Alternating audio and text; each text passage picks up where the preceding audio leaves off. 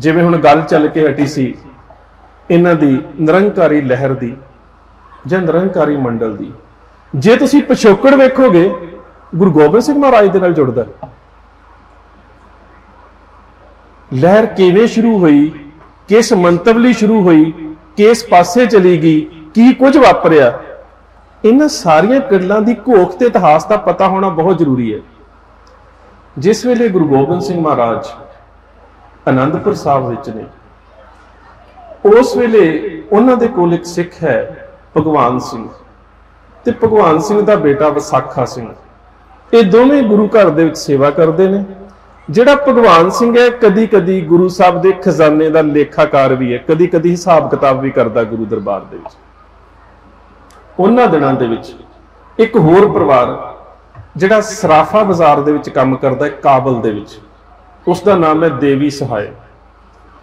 वो काबल तो पेशावर आ जाता है ते पेशावर तो उहदे मन दे विच एक तड़फ है कि किसी तरह दे नाल मैनू कोई कामल मुर्शिद, मैनू कोई पूर्ण गुरु मिल जाए। पेशावर दे विच सिੱਖੀ बहुत फैल चुकी सी। भाई जोगा सिंह भी पेशावर च सी, जिहड़े गुरु साहब दे सिख सी। सिੱਖੀ बहुत फैल चुकी सी। उन्हां तक ये गल पहुंची कि तुसीं आनंदपुर साहब जाओ। ये जिहड़ा देवी सहाय है ये भी आनंदपुर साहब आ गया। जदों आनंदपुर साहब आके ये कुछ समा रुकिया ते इहदे भगवान सिंह हुणां दे नाल ते उन्हां दे बेटे विसाखा सिंह दे नाल बड़े चंगे संबंध पैदा हो गए। हुंदा ही है इक्को गुरु इक्को दर ते जाना, इक्को दर ते जाके रहना ते बहुत चंगे संबंध पैदा हो जाते हैं। भगवान सिंह दे पुत्र विसाखा सिंह दे घर एक बेटा ते एक बेटी सी। बेटे का नाम मिल्खा सिंह ते बेटी का नाम लडिक्की। सो कुछ समय दे विच जदों इन्हां परिवारां दे संबंध बड़े चंगे बने रहे तां उस समय जिहड़ा भगवान सिंह दी पोतरी है बीबी लडिक्की, उहदा जिहड़ा आनंद कारज है वो इस देवी सहाय, कुछ थावां से उसका नाम राम सहाय भी लिखिया, फिर ज्यादा सुरतों च देवी सहाय है, देवी सहाय दे पोतरे दे नाल कर दिता गया। ते इन्हां दे घर एक पुत्र ने जन्म लिया जिसका नाम रखा गया दयाल। बाबा दयाल दे नाम दे नाल जाने जांदा। ये बाबा दयाल सी जिसने पेशावर दे विच ते उस तो बाद रावलपिंडी दे विच निरंकारी लहर की शुरुआत की। इन्ना ज्यादा सिੱਖੀ का प्रचार किया और जिन्नियां भी करीतियां उस समय सिੱਖੀ च आ चुकियां सी, वो चाहे करीतियां चाहे मूर्ति पूजा सी, वो चाहे कर्मकांड सन, और इथों तक कि सिख जिहड़े ने विचारधारा तो इन्नी दूर जा चुके सी। हुण उस दूरी का कारण भी सानूं लभना पवेगा। 1710 तो लैके ते तकरीबन वड्डे घल्लूघारे तक सानूं 10-12 वारी सरकारी तौर ते इवें दे फरमान इतिहास च मिल जांदे ने। नानक प्रस्तां बा बयंद बा कतल रसानंद। जिथे भी गुरु नानक नूं मनण वाला सिख मिलता है उसका सिर वढ़ के लै आओ ते पैसे लै जाओ। सो इन्हां हालातां दे विच जदों कौम जंगलां दे विच है ते उस समय जदों सिरां दे मुल पै रहे ने ते जिहड़े साडे गुरधाम सी वो कुछ तां बड़े चंगे हत्थां दे विच रहे ते कुछ माड़े प्रबंधकां दे कोल भी आए, जिन्हां दे विचों पौंटे साहब वाला महंत, ननकाणा साहब वाला महंत, तरनतारन साहब वाला महंत। सो कुछ महंत जिहड़े सी बहुत माड़े भी उस समय साडे गुरधामां दे उपर काबज हो चुके सन, पीढ़ी दर पीढ़ी, जिहड़े गुरमत विचारधारा तो कोहा दूर सन। दरबार साहब दीयां परिक्रमां दे विच भी मूर्तियां रख दित्तियां गईयां। तरनतारन साहब भी यही कुछ हुंदा सी। शराबां पीतीयां जांदियां सी परिक्रमां दे विच। इन्हां महंतां दे चेलियां दे वल्लों मुजरे लगते सी, नचण वालियां नचाइयां जांदियां सी।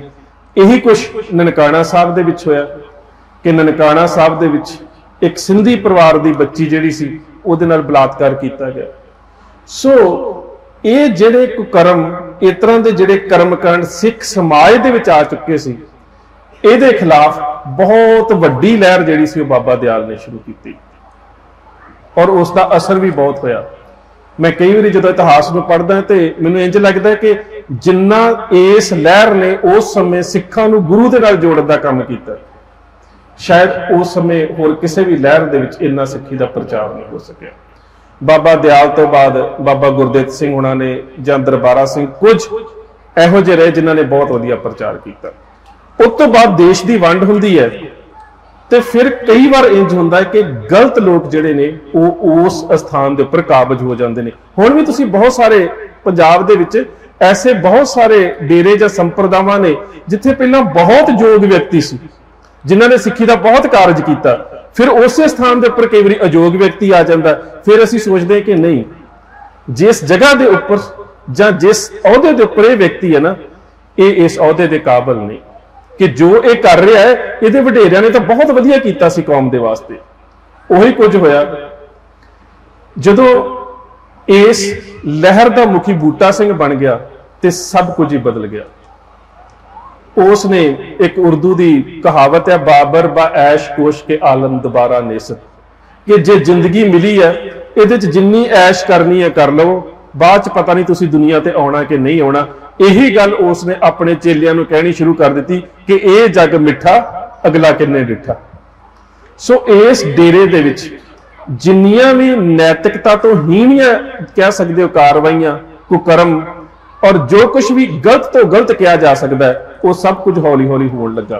कुछ इतिहासक स्रोतों से भी जिक्र मिलता है कि इस बूटा सिंह नूं कोई बुरी बीमारी लग गई और बुरियां हालातों में इसकी मौत हुई। इस तो बाद इन्हां दा मुखी अवतार सिंह बनिया, अवतार सिंह तो बाद गुरबचन सिंह बनिया, गुरबचन सिंह तो बाद हरदेव सिंह बनिया। उहदी मौत होने तो बाद हुण उहदी बेटी शायद इस काम नूं संभाल रही है। पर साडा जिहड़ा सीधा सिद्धांतक टकरा है वो गुरबचन सिंह दे वल्लों लिखी गई अवतार बाणी किताब दे करके है और उस दियां लिखतां नूं जां उहदी विचारधारा नूं सब तो वध प्रचारिया पंजाब दी महाशा प्रैस ने। और वो जिहड़ी किताब लिखी गई है तो बड़ी छोटी जी, उन्होंने कहते हैं ग्रंथ अवतार बाणी। ਉਹਦੇ ਵਿੱਚ गुरु नानक साहब तो लैके साडे तीर्थ स्थान साडे गोरख स्थान साडे धार्मिक स्थान ते साडे इतिहासक स्थान सारिਆਂ ਦੇ ਉੱਪਰ किंतु किया गया। इत्थों तक ਉਹਦੇ ਵਿੱਚ शब्द वरते गए कि राम किशन ते नानक वर्गे खुद दा पर्दा ना ला सके। मतलब इन्नी ज़्यादा गलत शब्दावली जिहड़ी सी वो गुरु साहबान दे बारे वरती गई। 2-3 वारी उस नूं वरजिया भी गया, इहदा प्रकाशन बंद किया जाए, किताब छापनी बंद की जाए। जदों ये सब कुछ ना होया तो जदों बिल्कुल सीधे तौर पर सिखां दे नाल टकरा दे विच आ गए तो फिर उन्हें एक अगला काम शुरू किया गुरबचने ने। फिर गुरबचने ने यह कहना शुरू कर दिता क्योंकि अवतार तक अजे सिख नूं अवतार सिंह करके संबोधन हुंदे सी, बाद दे विच तां निरंकारी शब्द भी गया तो नालों सिंह भी गया। फिर अक्सर असीं अपनी बोली च इन्हां नूं नरकधारी अवतार ते नरकधारी गुरबचना कह के संबोधन हुंदे सी। फिर उन्हें की किया कि डेरे दे विच जिन्ने भी उन्हें अपने चेले रखे हुए सी उन्हां दे नामकरण जिहड़े सीगे ना वो सिख प्रसिद्ध जिहड़ियां सिख धार्मिक शख्सियतां ने उन्हां वाले कर दिते। किसी का नाम बाबा बुढ़ा रख दिता, किसी नूं भाई गुरदास कहा जान लगा, किसी नूं कुछ कहा जान लगा, किसी नूं कुछ कहा जान लगा। ये भी खबरां हौली हौली सिख जगत तक पहुंचियां। उहदे उपर भी सिख लीडरशिप ने किते ना किते रोस जरूर किया कि जो कुछ तुहाडे वल्लों किया जा रहा है, जो कुछ हो रहा है, इहदे नाल सिखां दीयां भावनावां भड़क रहीआं ने, पर कोई अमल ना होया। उस तो बाद उहदा एक अगला ऐलान सी कि सिखां दे गुरु ने तां 5 प्यारे प्रगट कीते सी, खालसा पंथ थापिया सी, मैं 7 सितारे जिहड़े ने ना वो प्रगट करांगा। 7 सितारे 5 प्यारिਆਂ ਦੀ जगह ਦੇ ਉੱਪਰ 7 सितारे। ਵੱਖਰੀ ਗੱਲ ਜਿਹੜੇ ਉਹਨੇ ਮੁੜ ਕੇ ਸਿਤਾਰਿਆਂ ਦੇ ਨਾਮ ਦਿੱਤੇ ਸੀ ਉਹ ਮੁੜ ਕੇ ਸਿੰਘਾਂ ਨੇ ਹੌਲੀ ਹੌਲੀ ਸਾਰੇ ਸੋਧ ਦਿੱਤੇ, ਉਹਨਾਂ ਚੋਂ ਕੋਈ ਸਿਤਾਰਾ ਨਹੀਂ ਲੱਭਿਆ ਮੁੜ ਕੇ। ਪਰ ਉਹਨੇ ਐਲਾਨ ਇਹ ਕੀਤਾ ਸੀ ਕਿ ਮੈਂ 7 ਸਿਤਾਰੇ ਜਿਹੜੇ ਉਹ ਸਾਜਾਂਗਾ। ਅੰਮ੍ਰਿਤਸਰ ਦੀ ਧਰਤੀ ਵਿਸਾਖੀ ਦੇ ਦਿਨ ਉਸਨੇ ਆਮਦ ਦਾ ਆਪਣਾ ਪ੍ਰੋਗਰਾਮ ਰੱਖਿਆ। ਹੁਣ ਇਹਨਾਂ ਸਾਰੀਆਂ ਘਟਨਾਵਾਂ ਨੂੰ ਸਮਝਣਾ ਬਹੁਤ ਜ਼ਰੂਰੀ ਹੈ। ਸਿੱਖਾਂ ਨੇ ਜਾਂ ਸਿੱਖ ਲੀਡਰਸ਼ਿਪ ਨੇ फैसला किया कि उसका शांतमई विरोध किया जाएगा। कई बारी क्योंकि इतिहास दे विच इन्हां घटनावां नूं वेखना बहुत जरूरी हुंदा है, कई बारी साडे मन दे विच शंका पैदा हुंदा है। भाई फौजा सिंह की तस्वीर लगी है ना, ये बहुत ही चंगे गतके के खिडारी सन, ये शस्त्र विद्या विच बहुत ज़्यादा निपुण सन। और उन्हां समयां दे विच जदों असीं सोच भी नहीं सकते कि कोई व्यक्ति आधुनिक शस्त्र विद्या दे विच भी इन्ना निपुण होवे पर कौम ਦੀਆਂ सिद्धांतक ਜਿਹੜੀਆਂ तौर ਦੇ ਉੱਪਰ हो रहे ਜਿਹੜੇ कौम ਤੇ हमले ने ਉਹਨਾਂ ਤੋਂ ਇੰਨਾ ਜ਼ਿਆਦਾ ਚੇਤਨ ਹੋਵੇ।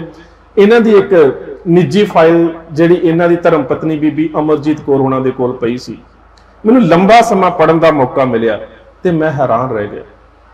ਜਿਹੜੀਆਂ ਗੱਲਾਂ ਅਸੀਂ ਅੱਜ ਕਰਦੇ ਹਾਂ ਨਾ ਕਿ ਐਸ ਵਿਚਾਰਧਾਰਾ ਤੋਂ ਖਾਲਸਾ ਪੰਥ ਨੂੰ ਖਤਰਾ ਹੈ, मैं वेख्या कि इन्हां अखबार ਦੀਆਂ ਕੱਲੀਆਂ कटिंग करके अपनी फाइल च लाइयां सी कि ऐस संस्था तो भी सिक्खी नूं खतरा है, आ संस्था सिक्खी दे खिलाफ आ कर रही है, आ जिहड़ी संस्था इन्हां ने कैलेंडर छापिया उपर हरमंदर साहब की फोटो है, थल्ले बीड़ी ते बंडल की मशहूरी दी गई है कि जिन्ने भी अज सानूं लगदा है कि सिक्खी दे उपर विचारधारक हमले हो रहे हैं, सरदार फौजा सिंह हुणां ने उन्हां सारे हमलियां दी तकरीबन बड़ी सूक्ष्मता दे नाल शनाख्त करनी शुरू कर दी।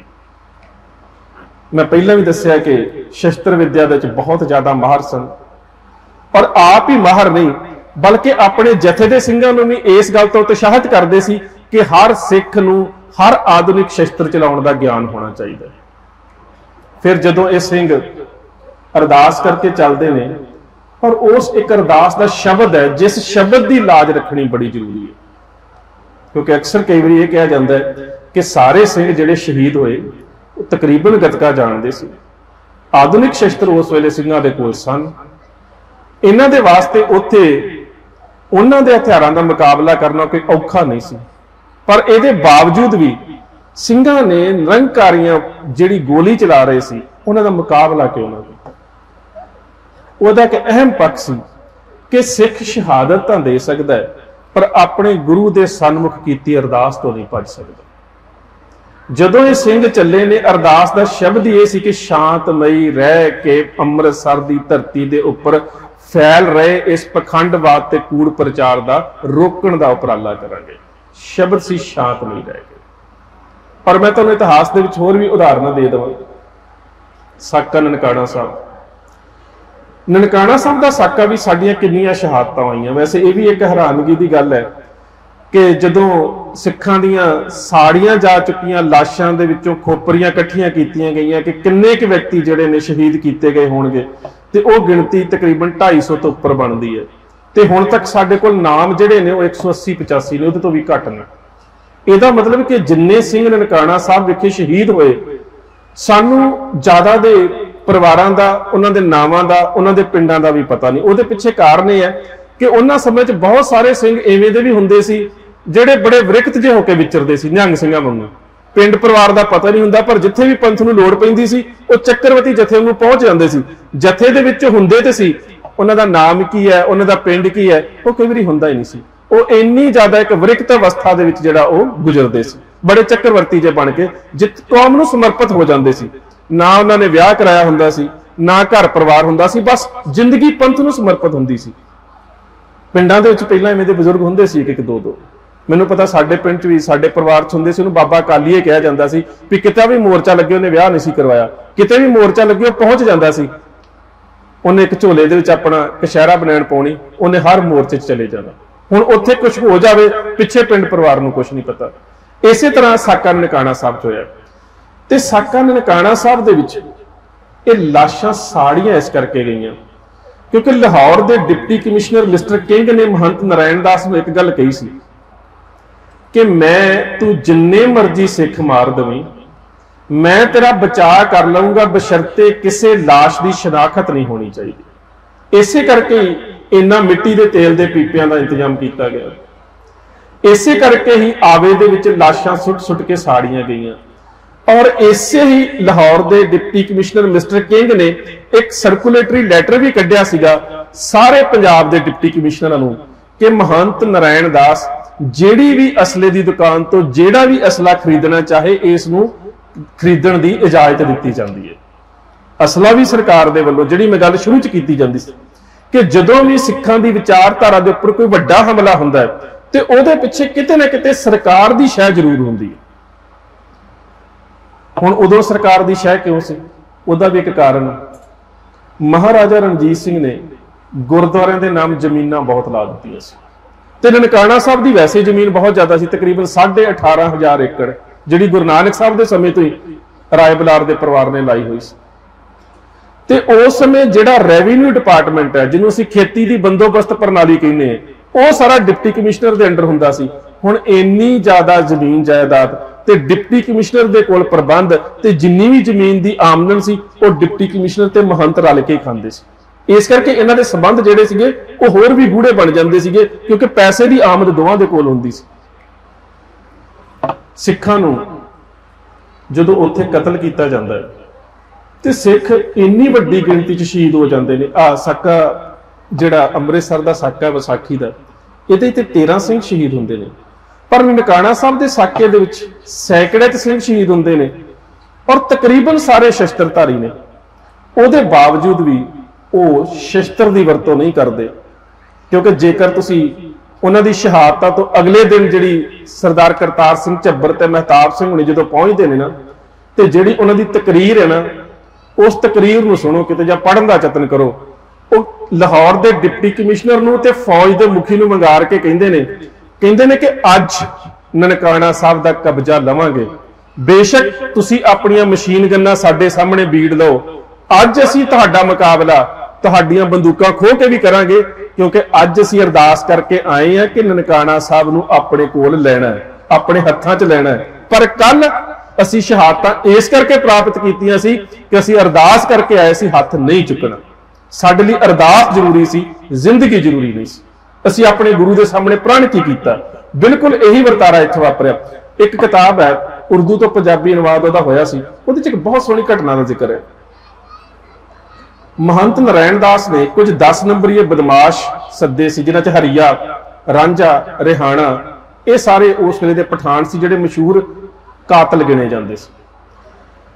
ते जिस वेले सिखां नूं कतल किया जा रहा सी ते एक सिख दी छाती दे विच इन्हां दे कातल टोले ने गंडासी मारी, छाती दे विचों खून दे फुहारे छुट गए। हुण सिंह जिउंदा आया जे ते उस जिउंदे नूं ही ये 2 जने रांझा ते रिहाणा लत्तां तो फड़ के ना आवे दे विच सुੱਟਣ वास्ते लैके जा रहे हैं। जिउंदे नूं छाती च जरूर उहदे फट लगा, पर सिंह जिउंदा है। जदों आवे दे कोल पहुंचदे ने ते ओह इहनूं हत्थ मारदा है। ओह इहदे पिंड दा सी, रिहाणे दे पिंड दा। कहंदे रिहाणे मेरी एक गल सुण। रिहाणा सीगा तां शर्मसार कि अपने पिंड दा निर्दोष व्यक्ति कतल कीता, अग च सुੱਟਣ जा रहे हैं। वह रुक गया, कहंदा एक गल सुण। यह कह के ना उन्हें अपनी पजामे की डब वाले पासे, जेब वाले पासे हाथ पाया। ये डर के पिछे हो गया कि शायद उन्हें को किते पिस्तौल वगैरह ना हो, मैनू गोली ना मार दे। तो यह सरदार पता की कहंदा, कहंदा डर ना, मैं तेनू कुछ कहन नहीं लगा, मैं तो बस ये कहन लगा कि तू भी मेरे पुत्ता वर्गा है। मेरी जेब दे विच 100 रुपया पिया, वो मेरे नाल ही सड़ जाना, आ लै वो लै ला, अपने बच्चों वास्ते कुछ लै जाओ। ये सिखां दे शांतमई होने का सिखर वेखो तुसीं। मैं तेनू कहना कुछ नहीं, 100 का नोट पिया कुर्ते दे विच, वो नाल ही सड़ जाना, तेरे काम आ जाऊगा। ये सिखां दा जज्बा जिहड़ा, ये सिखां दा जिहड़ा मानसिक पद्धर है, ये जिहड़ा गुरु नूं समर्पण है।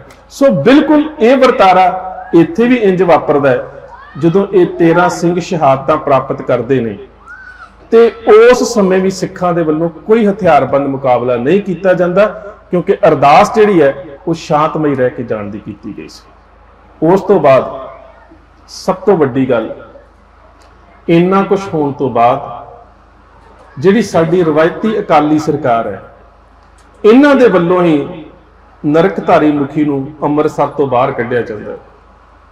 जदों इस सारे कतलेआम दे सिखां दीआं शहादतां दे केस चलण दी गल आउंदी है ते घटनाक्रम पंजाब दे विच वापरदा है। शहादतां पंजाब च हुंदियां ने, पर केस पंजाब च नहीं चलदा, वो पंजाब तो बाहर शिफ्ट कर दिता जाता है। बहुत सारे जिहड़े गवाह ने वो भुगत नहीं सकते, क्योंकि गवाहियां पंजाब च नहीं हो रही। मन मर्जी दे गवाह भुगता के उस नूं इस केस दे विचों कढ दिता जाता है। ते फिर जिहड़ा साडा गुरु साहब ने बख्शिया असूल है ना कि चूकार अजमा हील ते दरगुजश्त, हलाल अस्त बुरदन ब शमशीर दस्त। जदों सारे हीले वसीले धिर उपा किसी भी चीज़ नूं सही करन दे जिहड़े यतन ने, जदों सारे खत्म हो जाण तां फिर तलवार दी वरतों जायज़ है। फिर इस नरकधारी नूं कीती दा फल भुगताया जाता है भाई रणजीत सिंह हुणां दे वल्लों, भाई काबल सिंह हुणां दे वल्लों, होर भी 2-4 सिंह सी जिन्हां दे नाम इतिहास च आउंदे ने कि किस किस तरह ने उन्हां सिंघां ने इस सारे घटनाक्रम दे विच मदद कीती।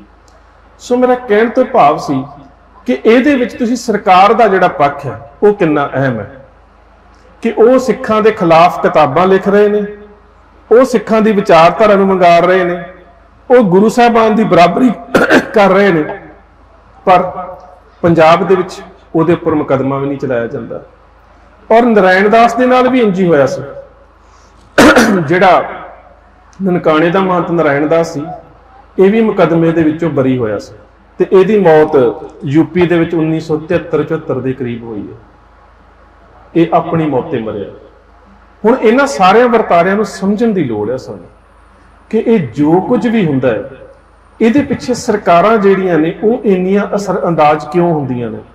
उहदा कारण है कि जिहड़ा साडा न्यारापन है ना, जिस न्यारेपन दे विचों खालसा राज की गल पैदा होती है, जिस न्यारेपन दे विचों हलेमी राज का संकल्प पैदा होता है, कदी भी सरकार नहीं चाहती कि असी गुरु दे नाल जुड़ के उस संकल्प की पूर्ति वाले पासे वध सकीए।